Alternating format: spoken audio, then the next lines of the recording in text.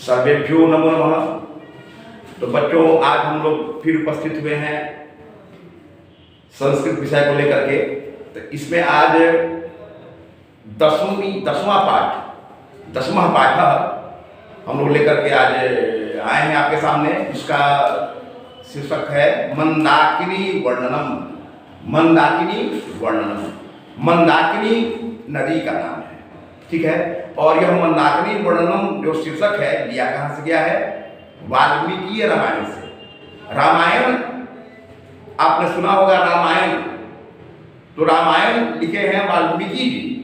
और हम लोग रामचरितमानस को भी कह देते हैं कभी कभी कि वाल्मीकि जी ने लिखा है, जबकि ऐसी बात नहीं है।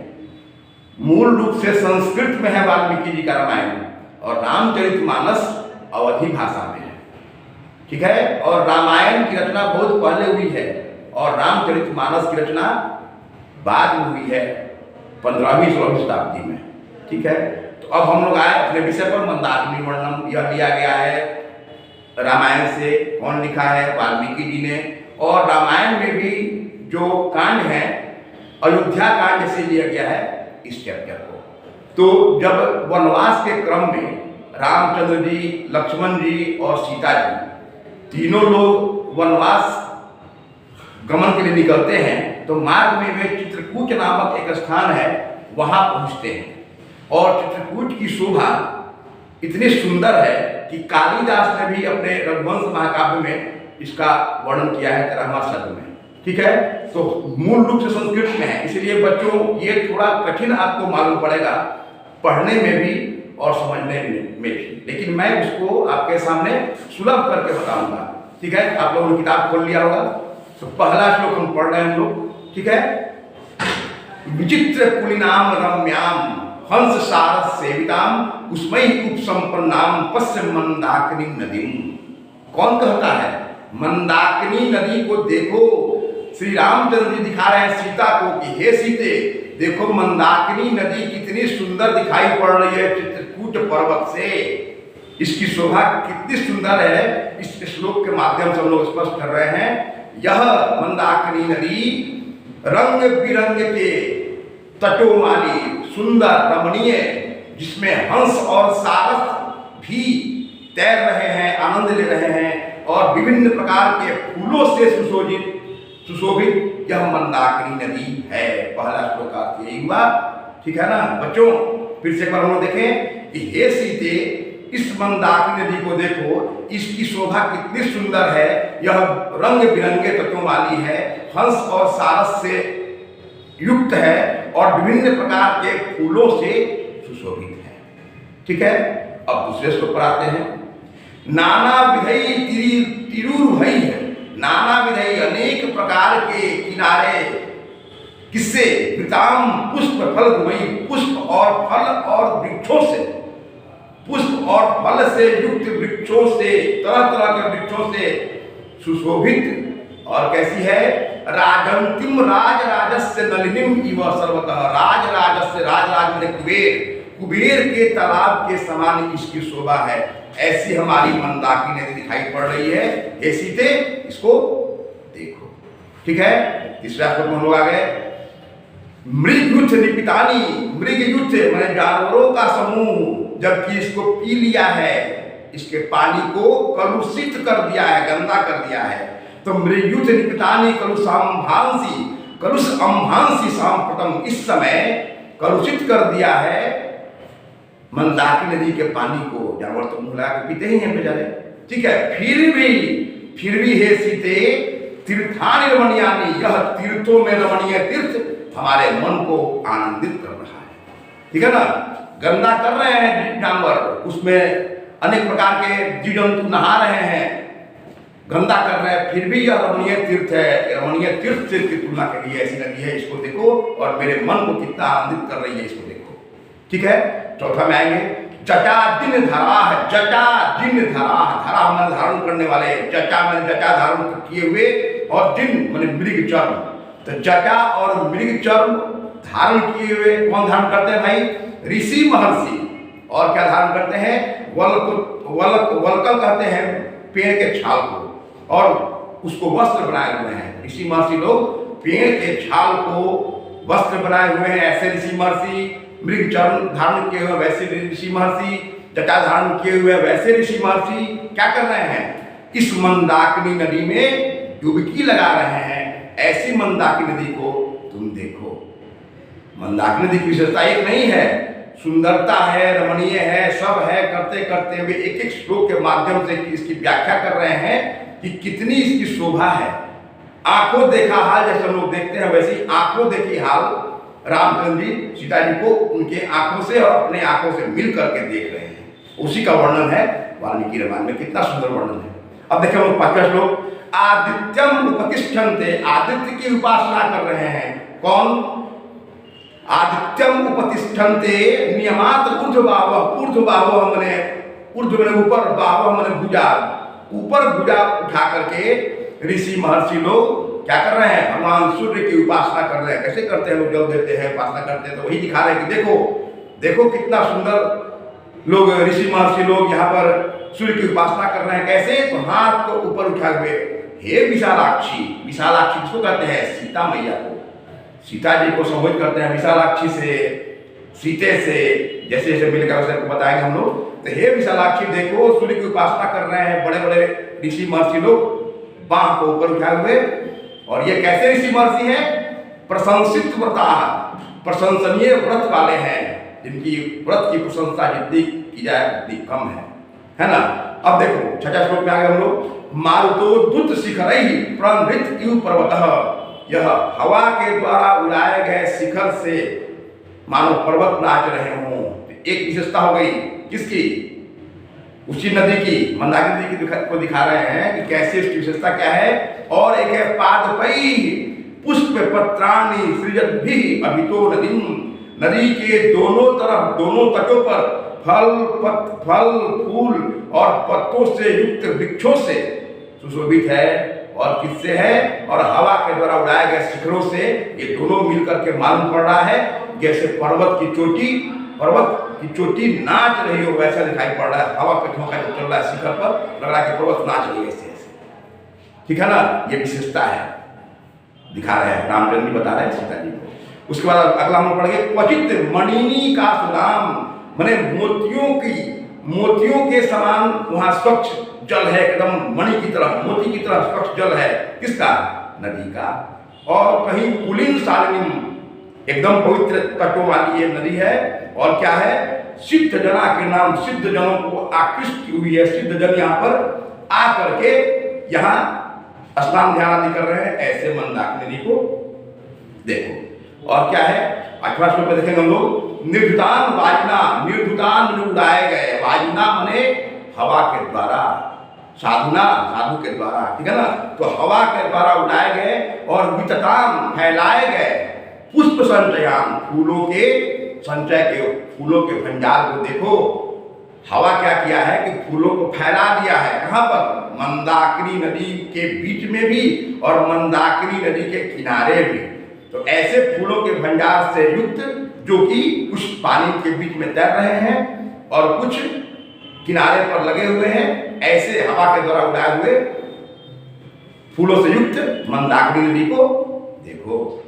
और क्या है? और वही नहीं, तांश्च, अगला श्लोक 9वां, अति वल्गु वचसः, अति बहुत वल्गु मीठी बोली बोलने वाले। कौन है मीठी बोली बोलने वाले? रथांग वहना। रथांग वहना हम लोग चकवा पक्षी का नाम सुना होगा, चकवा है ना, चकवा पक्षी क्या कर रहा है? मीठी बोली बोलने वाले चकवे पक्षी, द्विज मने पक्षी क्या कर रहे हैं? अधिरोहंती, हे कल्याणी, हे सीते, उतर रहे हैं। कहाँ उतर रहे हैं? देखो नदी के तट पर उतर रहे हैं। और क्या कर रहे हैं? निष्कुटंतः, और आवाज, मीठी बोली के साथ आवाज करते हुए वे मंदाकिनी के तट पर उतर रहे हैं। हे कल्याणी, ऐसे मंदाकिनी नदी को तुम देखो। और लास्ट श्लोक क्या है? दर्शनम चित्रकूटस्य, चित्रकूट का जो दर्शन पूरा मिलाकर के हम लोग किए, और जो नदी का दर्शन किए, वह मंदाकिनी नदी का जो दर्शन किए, वह हे शोभने, शोभने बने हे सीते, हे कल्याणी बने हे सीते, है ना। ये सब संबोधन माँ सीता के लिए। अतः हे शोभने, यह चित्रकूट का और मंदाकिनी का दर्शन तुम्हारे उस राजमहल से सुंदर दिखाई पड़ रहा है, क्योंकि तुम उसको देख रही हो अपनी आंखों से और मैं तुमको दिखा रहा हूं अपनी आंखों से। कुल मिलाकर के तुम्हारे उस राजमहल से भी खूबसूरती इस प्राकृतिक सौंदर्य वाली चित्रकूट और मंदाकिनी की है। समझ गए बच्चों? अर्थ हम समझ गए। अब क्वेश्चन आंसर पर हम लोग आते हैं। ठीक है, देखिए पहला मंदाकिनी का वर्णन, मंदाकिनी वर्णन कहां से लिया गया है? वाल्मीकि रामायण से। बहुत महत्वपूर्ण क्वेश्चन है। ठीक है, मंदाकिनी वर्णनम रामायण के किस कांड से आता है एग्जाम में और किस सर्ग से लिया गया है? अयोध्या कांड के 95वां सर्ग से। ठीक है, मंदाकिनी वर्णनम में किस पर्वत का वर्णन मिलता है? अब तो मालूम चल गया होगा, चित्रकूट पर्वत का। मंदाकिनी वर्णनम किसको संबोधित करती है? नदी को। मंदाकिनी नदी का वर्णन कालिदास किस काव्य में करते हैं? रघुवंश महाकाव्य के 13वां सर्ग में आता है क्वेश्चन। मंदाकिनी वर्णनम के रचयिता कौन है? वाल्मीकि। ठीक है, अब देखिए मंदाकिनी किसके तालाब के समान सुशोभित दिखाई दे रही है? राजराजस्य मतलब कुबेर के। मंदाकिनी नदी के मंदाकिनी नदी के अवगाहन थे। मंदाकिनी नदी में कौन डुबकी लगा रहे हैं? कौन स्नान कर रहे हैं? ऋषयः, ऋषि महर्षि। राम मंदाकिनी नदी का वर्णन किससे करते हैं भाई? सीता से। और मुनिः तम प्रतिष्ठन्ते, मुनि किसकी उपासना करते हैं? आदित्य की। अब हम लोग अगले प्रश्न की ओर बढ़ेंगे। कैसे तीर्थ मन को प्रसन्न कर रहे हैं? रमणीय तीर्थ या तीर्थ रमणीय। नृत्यति इव कह प्रतिभाति, नाचता हुआ कौन मालूम पड़ रहा है? पर्वत या शिखर। किसके पीने से जल गंदे हो रहे हैं? आपको मालूम होगा, मृगयुत। मृगयुत मतलब जानवरों के समूह के पीने से। बाह उठाए हुए कौन है? बाह उठाए हुए ऋषय, हमने तो समझाया था। विशालाक्षी किसे कहा गया है? बहुत महत्वपूर्ण क्वेश्चन है। विशालाक्षी बड़ी बड़ी आंखों वाली किसे कहा गया है? सीता को। हंस सारस से सेवित और विचित्र तट वाले कौन हैं? मंदाकिनी नदी है। प्रशंसनीय व्रत वाले मुनि क्या करते हैं? आदित्य की उपासना करते हैं। सुंदर आवाज में कौन पूछते हैं? रथांग वैना मतलब चकवे पक्षी। श्री राम मंदाकिनी में तैरते हुए किसको देखते हैं? बिखरे हुए फूलों को, बिखरे हुए पुष्पों को। अब अगला क्वेश्चन है, शोभने शब्द का प्रयोग श्री राम ने किसके लिए किया है? यह भी क्वेश्चन बहुत महत्वपूर्ण है। विशालाक्षी था सीता के लिए, शोभने भी सीता के लिए। ठीक है, चलिए तो अब हम लोग आ गए हैं बच्चों अगले एकादश पाठ में। ठीक है, जिसका शीर्षक है व्याघ्र पथिक कथा। जैसा कि नाम से उल्लेख है, व्याघ्र पथिक, व्याघ्र मने बाघ और पथिक मने राही यात्री, इन दोनों की कथा है। तो हम लोगों को बिना कथा कहानी पढ़े भी बहुत से लोगों को मालूम है व्याघ्र पथिक कथा क्या है। ठीक है, हम लोग भी पढ़ते थे और हमारे अगली पीढ़ी भी पढ़ती थी। इससे ज्ञान की बात है। व्याघ्र पथिक कथा के माध्यम से हम लोगों को यह शिक्षा दी गई है कि लालच में नहीं पढ़ना चाहिए, खास करके आज के युग में। ठीक है ना, लालच हमेशा से बुरी चीज होती है। ठीक है, अब वही शिक्षा लेने के लिए हम लोग कथा के माध्यम से इस विषय को पढ़ेंगे। तो व्याघ्र पथिक कथा लिखा कौन है? तो व्याघ्र पथिक कथा हितोपदेश से ली गई है और इसको लिखा है नारायण पंडित ने। ठीक है, उन्होंने ये शिक्षा देने की बात कही है। इसमें क्या कहानी है? एक बूढ़ा बाघ है। ठीक है, वह बूढ़ा बाघ तालाब के किनारे खड़ा होकर के या बैठ करके इंतजार कर रहा है कि कोई आए और मेरे फंसाए हुए जाल में आके फंस जाए और मैं उसको बिना प्रयास किए खा सकूं, मार दूं उसको। तो वह किनारे बैठ करके बोल रहा था कि अरे कोई है भाई, हाथ में सोने का कंगन लिए हुए और लालच दे रहा है कि आ जाओ, इसको ले लो, सोने का कंगन मेरे पास है, क्या होगा, आ जाओ और इसको लेके जाओ, तुमको इससे बहुत लाभ होगा। ठीक है, तो इस तरह एक यात्री बगल से गुजर रहा था, उसके मन में सोने के कंगन को देख करके लालच आ गई कि अब बूढ़ा बाघ है, क्यों भाई सोने का कंगन हमको दिखा रहा है। फिर सोचा भी कि अदिष्ट लाभ है, अनिष्ट लाभ है, यह लाभ है मतलब कि अनचाहा लाभ है, इसमें नहीं पढ़ना चाहिए, यह विष के समान हो जाता है। ऐसा सोच करके भी तनिक सोचा कि नहीं जाऊं, फिर सोचा कि अच्छा कोई बात नहीं है, संदेह मन में हुआ, फिर भी वह संदेह को खत्म करके फिर चला ही गया उस बाघ के चंगुल में, और जाकर के उसने बाघ को से पूछा कि तुम पर कैसे विश्वास किया जाए, हाथ में सोना लेकर बैठे हो और उनको दे रहे हो, कैसे तुम पर मैं विश्वास करूं कि तुम मुझको नहीं परेशान करोगे। बोला कि अरे भाई मैं तो कितना बूढ़ा हो गया हूँ, मेरे नाखून दांत सब गल गए हैं, मैं कैसे किसी को मार सकता हूँ, और जवानी में मैं बहुत दुष्ट प्रवृत्ति का जानवर था, मैंने बहुत सी हत्याएं कर ली है ना, इसलिए मेरी पत्नी और मेरे बच्चे भी सब मर गए, तो अब मैं बहुत दानी हो गया हूँ, किसी धार्मिक ने मुझे उपदेश दिया है कि दान धर्म आदि करिए, तो मैं दान धर्म करने के लिए ये सोना कंगन लिया हूँ और आपको दे रहा हूँ, ले लीजिए भाई। तो यात्री को विश्वास हो गया, चलो भाई सही बोल रहा है। उसने सोने के लिए लेने के लिए बाघ ने कहा उस पथिक से कि तुम जाओ और तालाब में स्नान करके आओ, शुद्ध होकर के आओ और तब इसको ग्रहण करो, इस सोने के कंगन को। तो उसने उसकी बात मान ली और जाकर तालाब में, जैसी तरह तालाब में जैसे ही वह प्रवेश किया वैसे ही वहाँ दलदल था, कीचड़ था, उसमें उसको दोनों पैर फंस गए और पैर ऐसे फंसे कि धीरे धीरे वह दलदल में समाहित होता चला गया।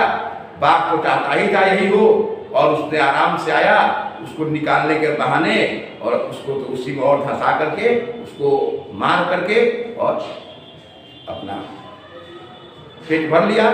इस तरह से इस कार्य शिक्षा यही मिलती है हम लोगों को कि ज्ञानम भार क्रियाम बिना, ज्ञान है क्रिया के बिना भार, प्रैक्टिकल लाइफ बिताना बताए, प्रैक्टिकल लाइफ होना जीवन में बहुत जरूरी है। ठीक है ना, केवल थ्योरेटिकल ज्ञान से नहीं, प्रैक्टिकल ज्ञान जरूरी है। ज्ञानम भार क्रियाम बिना, क्रिया के बिना, प्रैक्टिकल के बिना ज्ञान बेकार है, भार है। ठीक है ना, इस तरह से हम लोग बातें हैं इस प्रश्न उत्तर की ओर हम लोगों ने आपके लिए तैयार की है। व्याघ्र पथिक कथा किस पुस्तक से लिया गया है? तो व्याघ्र पथिक कथा हितोपदेश से ली गई है। हितोपदेश की रचना किसने की है? बहुत महत्वपूर्ण क्वेश्चन है, हम लोगों ने क्वेश्चन बनाया है आपके लिए, इससे बाहर क्वेश्चन नहीं आएगा, आप लोग एकदम इसको अवश्य ही लिखते चलेंगे। ठीक है ना, लिखते चलेंगे और समझते चलेंगे और सुनते चलेंगे। ठीक है, हितोपदेश के किस खंड से यह कथा ली गई है? मित्रलाभ से। किनकी कथाओं का मूल्य मनुष्यों की शिक्षा के लिए लिया गया है? पशु पक्षी की कथा के माध्यम से, है ना। भाग्येन एतत् संभवति, भाग्य से ही यह संभव होता है। यह किसने कहा है? भाग्य से यह मिलता है। वो क्वेश्चन आता है, हमेशा प्रश्न पूछता है, व्याघ्रेन, बाघ के द्वारा, बाघ ने लालच देकर कहा था कि भाग्य से मिलता है, तुम ले लो। अब पथिक पुत्र निमग्न अभवत्, पथिक कहाँ डूब गया? महापंके, महान कीचड़ में। और दान धर्म आदिकम चरतु भवान, आप दान धर्म आदि करें। बाघ को यह उपदेश किसने दिया? धार्मिक ने, किसी धार्मिक ने ऐसा उपदेश दिया है। बाघ ऐसा बोला।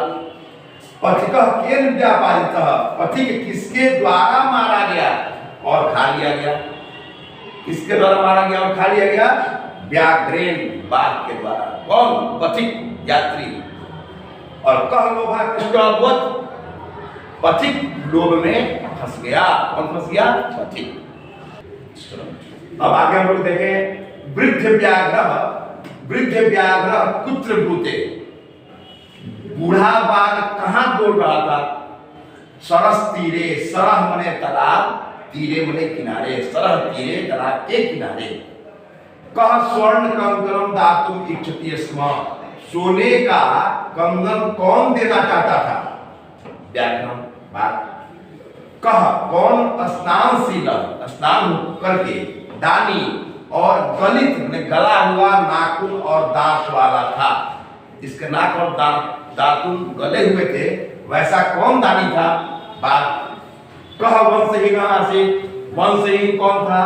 बात। ये सब हमने क्वेश्चन सेलेक्ट किया है आपको कि कोई छूटे नहीं, इसको ध्यान रखते हुए। कह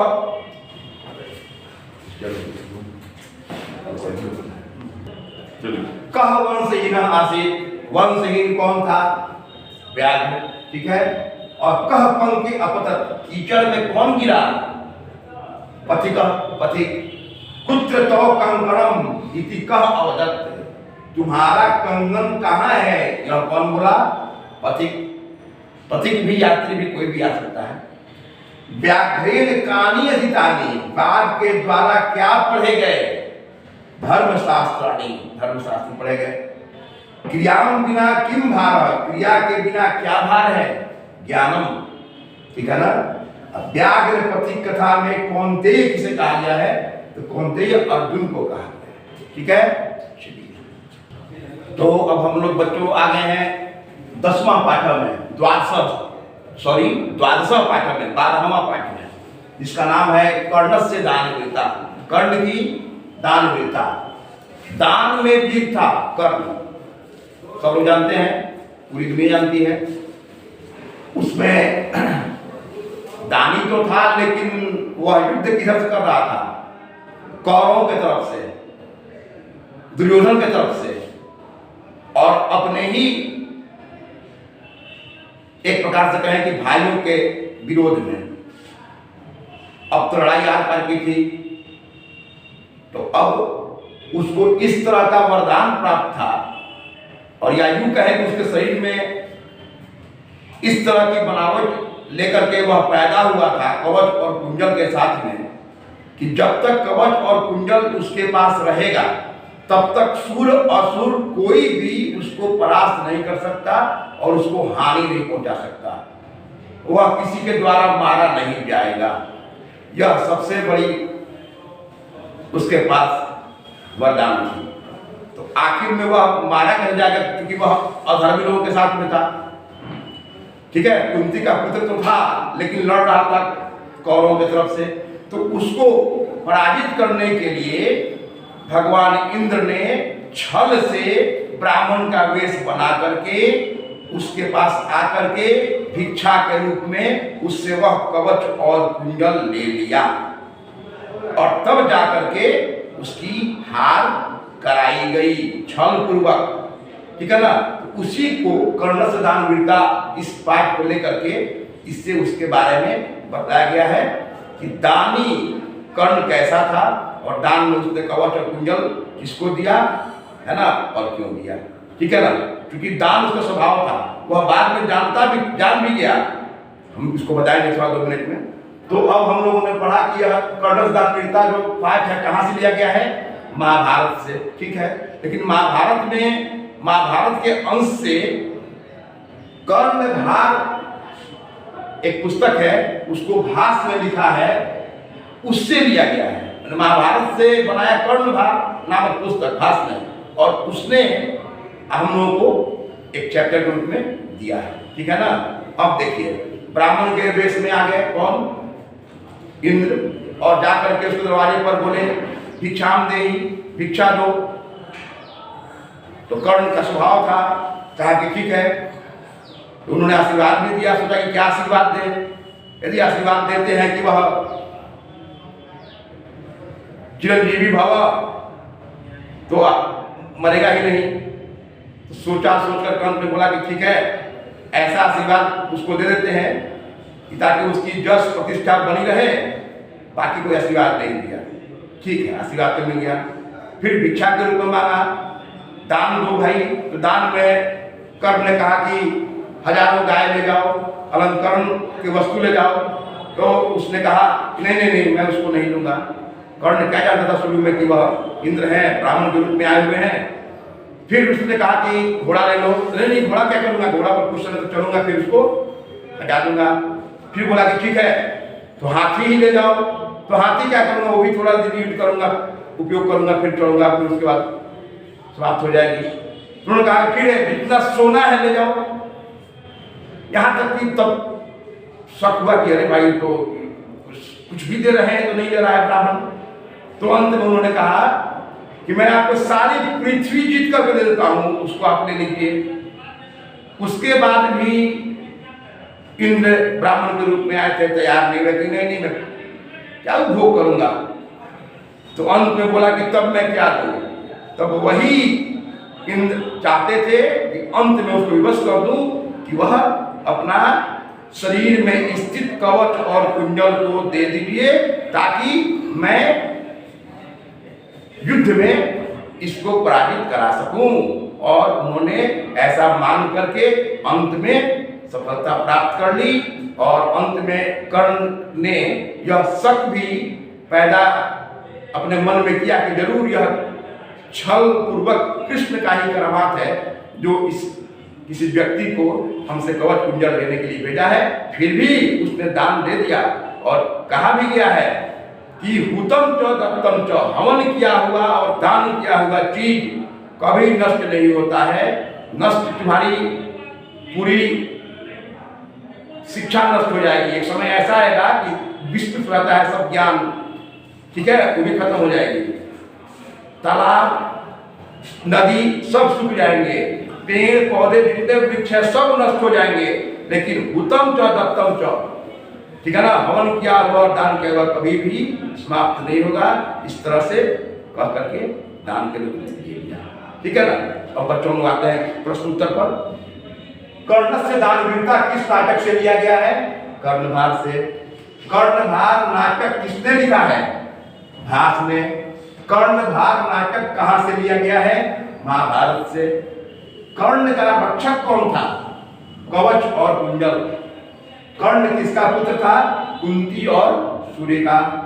कर्ण के शरीर से कवच और कुंडल छल पूर्वक किसने लिया? इंद्र ने। इनको शक्र भी कहते हैं, परीक्षा में शक्र भी आ सकता है, शक्र माने इंद्र।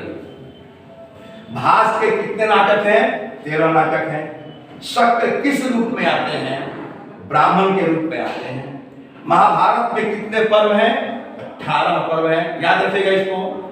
महाभारत में कितने श्लोक हैं? 1 लाख श्लोक हैं। इसके आगे हम लोग देखेंगे प्रश्न। अगला प्रश्न है, कर्ण दान में सबसे पहले क्या देना चाहता था? हजारों गायों को। कर्ण गाय के बाद क्या क्या देना चाहता था? क्या क्या प्रस्ताव रखा देने के लिए? घोड़ा, हाथी, सोना, पृथ्वी, जितना पुण्य फल है वह, अंत में अपना शरीर भी, ठीक है। यह 2 नंबर के प्रश्न में आता है। वारणा किसे कहा गया है? हाथी को। शक्र को ब्राह्मण वेश में छल करने के लिए कौन भेजे थे? भगवान श्री कृष्ण ने। काल पर्याप्त काक्षयम गच्छति, कुछ समय के बाद क्या बर्बाद हो जाता है? शिक्षा भी। किम तथा तिष्ठति, उत्तम च दत्तम च, हवन किया हुआ और दान किया हुआ हमेशा बरकरार रहता है मरने के बाद भी। कर्ण किस देश के राजा थे? अंग देश के राजा थे। दातव्यम न दातव्यम न दातव्यम, यह किसकी उक्ति है? नहीं देना चाहिए, नहीं देना चाहिए, कवच कुंडल मत दीजिए, मत दीजिए। किसने कहा? शल्य ने कहा था, ठीक है ना। कर्ण को मना किया था। शरीर के नाश होने के बाद भी किसका नाश नहीं होता है? गुण का, ठीक है ना। अब हम लोग आगे फिर अगला चैप्टर पढ़ेंगे।